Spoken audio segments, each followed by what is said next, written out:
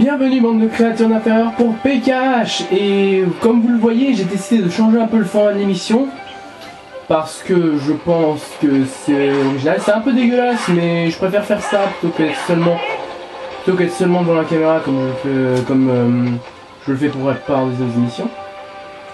Donc aujourd'hui dans PKH nous allons parler de l'E3 2015.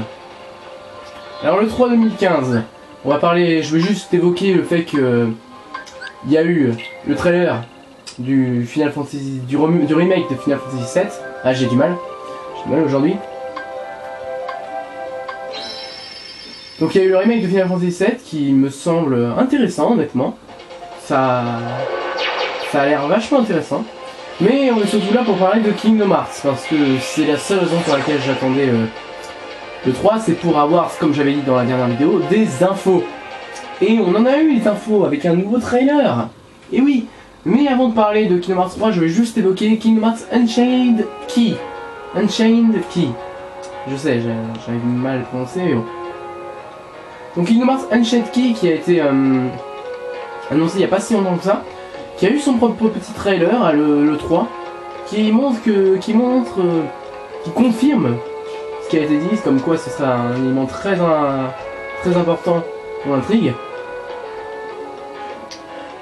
Et par contre, niveau graphisme, putain que c'est dégueulasse. Je veux pas être méchant, au contraire, hein, j'adore Square, mais putain que les graphismes de Unchained Key sont dégueulasses.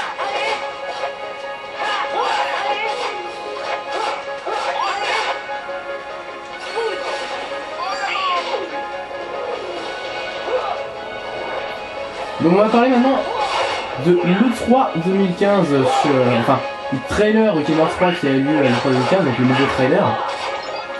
Alors on a appris pas mal de trucs, hein, franchement. Déjà Sora aura de nouveaux habits.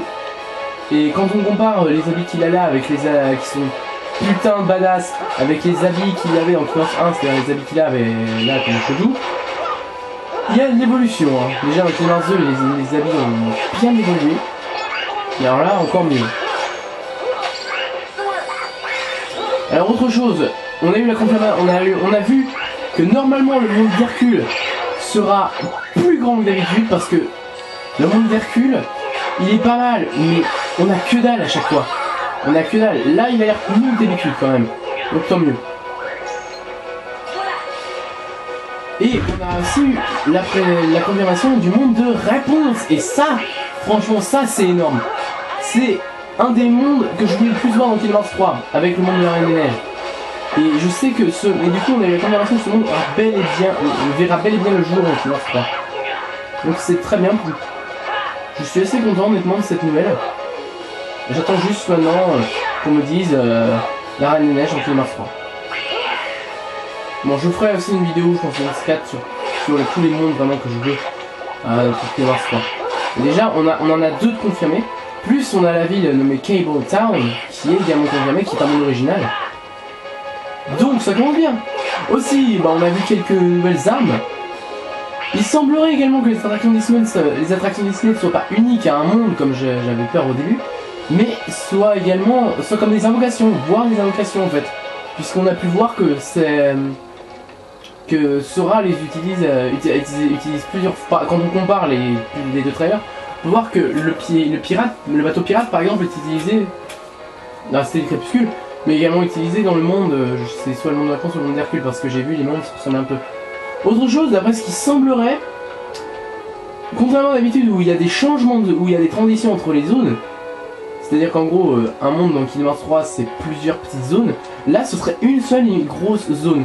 La preuve étant qu'on Sora saute dans le vide pour atterrir à un endroit, il semble ne pas y avoir de transition. Je pense que ça peut être une idée intéressante, et d'ailleurs une bonne idée en fait. Donc, oui, on a vu donc de nouvelles formes de Keyblade. On a vu également un moment Sora qui se bat grâce à Pégase, enfin grâce à une version de Pégase qui a l'air putain d'énorme. Sans déconner, il a l'air putain d'énorme, ce Kingdom Hearts 3. Et on a eu également la confirmation d'une nouvelle arme attraction, entre guillemets, les tasses. Donc un peu un indispensable. Et on a eu également la confirmation qu'il y aura le retour des attaques combinées. Le Sora avec Donald, Dingo, voire avec les deux. Donc ça peut être très bien. Donc je ne crois que je n'ai pas grand chose d'autre à dire. Parce que j'étais assez bref. Ah si, les magies. Les magies ont l'air d'être beaucoup mieux utilisées. Elles font écho avec le décor par exemple. Sora par exemple, quand il balance un glacier, il laisse de la glace derrière lui. Pour pouvoir la réutiliser après. La magie du vent fait tournoyer l'herbe. Donc voilà, j'ai dit tout ce que j'avais à dire. Donc à mon avis, Kingdom Hearts 3 sera le meilleur des Kingdom Hearts. Pour l'instant ils peuvent, hein. Honnêtement ils peuvent. Ils peuvent faire de Kingdom Hearts 3 le meilleur des Kingdom Hearts. Maintenant il suffit de voir, hein. Il suffit d'attendre. D'avoir encore des nouvelles. En espérant juste que les prochaines nouvelles ne sont pas qu'à le 2016, en espérant avoir des nouvelles avant. Je suis désolé pour ce numéro un peu bref. Et désolé également pour ma prestation orale, c'est terrible. Bah, je vous dis à bientôt les gens. Parce que j'ai plus rien à dire.